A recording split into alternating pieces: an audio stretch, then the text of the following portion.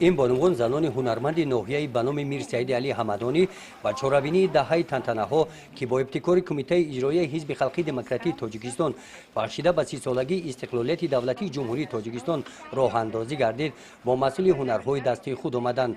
نمایش هنرهای مردمی یکی از بخش‌های این چورابینی نزد بینای کمیته اجرایی حزب انا همین طور با شکرگزاری از دولت صاحب استقلال با رعایت رسم و عنعنه‌های مردمی جالب و دیدنی برگزار کرده شد.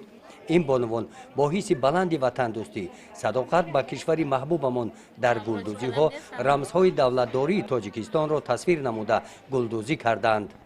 و 30 سالگی استقلالیت حواس کردم این چیزا را بدوزم بپوشم. بنواسام هم تیار کردم، همه چیز تیاره. با چی شبکه سومونی را هم بعد از دختگیم شوکوش هم کردگیم تیار کردگیم. یک توقی و یک تا این رومالی که رمزی پرچم داره، نشانهای پرچمی مو، یعنی اینش نشان، این پرچمی مو می باشد. همین توفه خوبسارانه خود را توفه میتونم برای 30 سالگی. نمایش هنرهای مردمی سر و لباسهای ملی، طعمهای گوناگون ملی پخت و پزها از محصولات گندمی، نمادهای گوناگون نان، چپاتی، فطیر و کلچه محصول دستان بانوان ناحیه از جانب نمایندگان کمیته اجرایی حزب خلقی دموکراتیک تاجیکستان و نمایندگان مقامات اجرایی حاکمیت دولتی ناحیه بهاگذاری کرده شد.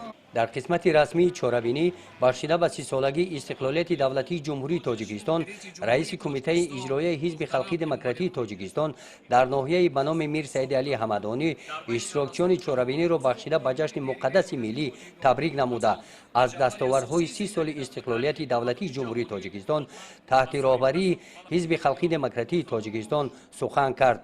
سپس در برآمد جانشین رئیس ناحیه سابقه داران و دیگر فعالان ناحیه پهلوهای حیات اقتصادی اجتماعی ناحیه در این دوره سهم ارزنده ساکنان ناحیه در اشتراک در کارهای آبادانی و سازندگی قید کرده شدند. در چنین وضعیت ادانه از نام رهبریت کمیته اجرایی حزب خلقی دموکراتیک تاجیکستان در ناحیه به نام میر سعید علی حمدانی بخشیده به 30 سالگی استقلالیت دولتی جمهوری تاجیکستان و سابقه‌داران حزب و فعال زنان ناحیه برای اشتراک فعالانه در کارهای آبادانی و تربیت جوانان در روحیه وطن پرستی سپاسنامه و تحفه‌های مالی تقدیم کرده شدند.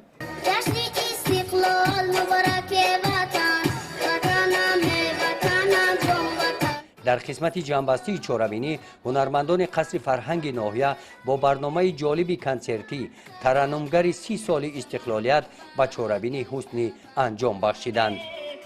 گزارش خواجه نظریف خدای نظر ظهورов از ناحیه به نام میر سعید علی حمدانی برای برنامه اطلاعاتی نوید.